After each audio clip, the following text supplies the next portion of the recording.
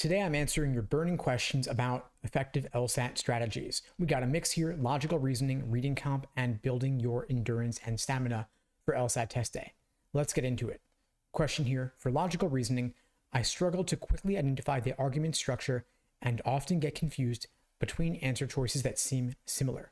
How can I improve my accuracy in this section? So to start, let's break it down. How do you identify the argument's structure in an LSAT logical reasoning question? First thing you want to do is look for key indicator words indicating, for example, evidence and conclusion, or sufficient and necessary conditions to structure your conditional statements.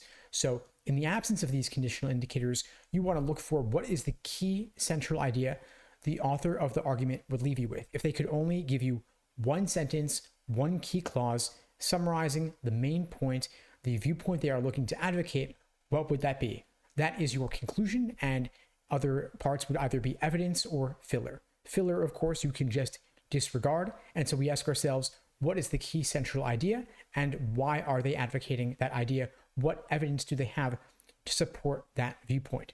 So for example, if we wanted to say, I want to go to that restaurant because it has 5 stars on Yelp, or I want to go to that restaurant, period, or semicolon, it has 5 stars on Yelp, you ask yourself, which part is supporting the other part?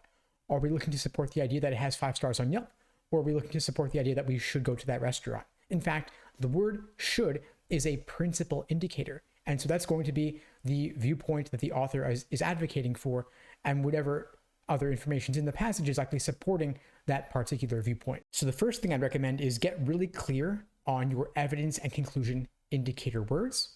That's going to be the step one. Make flashcards for them if you have to. And then beyond that, just look structurally at what is the key central idea in the argument. You also asked how to choose between answer choices that seem similar. You get confused between the two. How do you distinguish them? First thing is, I would not fall into the trap of comparing choices to each other. Instead, I would always recommend comparing the choices or checking them against the question stem and the stimulus.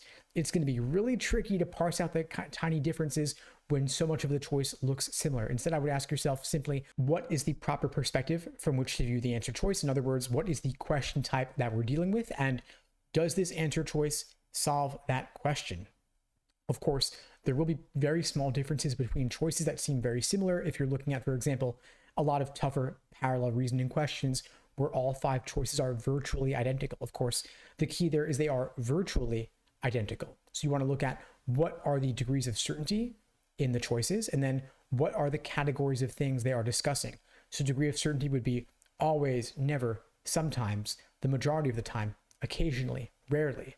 Then categories of what they're discussing would be, for example, all people, some people, people who take the LSAT, the majority of people, and so on.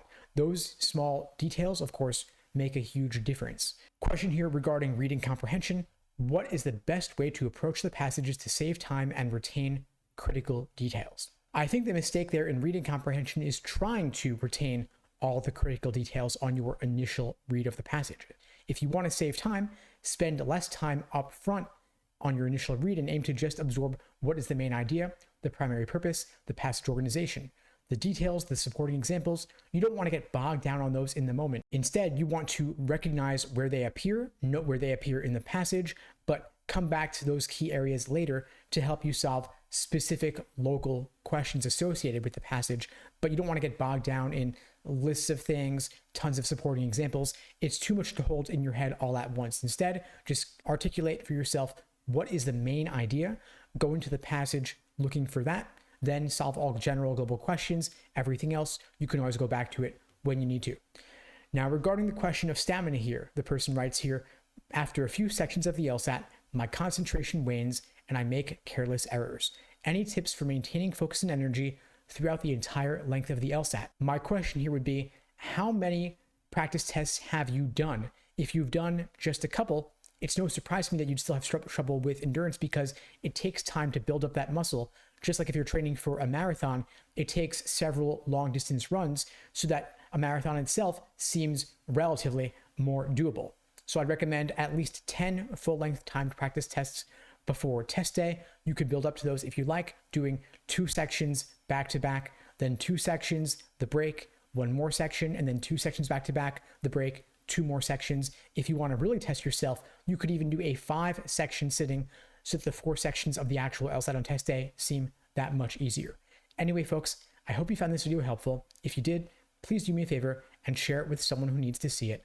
I don't do any advertising for this channel. I rely only on word of mouth to help get the word out, and your sharing the video really does make a difference. In the meantime, I'll wish you all the best and take care.